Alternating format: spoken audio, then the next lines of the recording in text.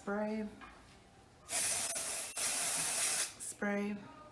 and then with the specialized comb, kind of just comb it out.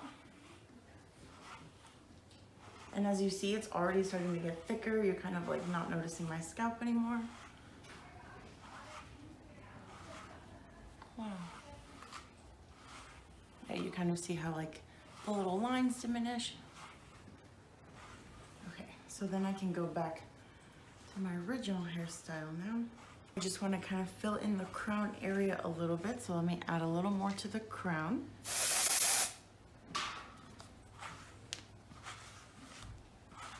Kind of thicken that one up, give it more of a va-va-voom.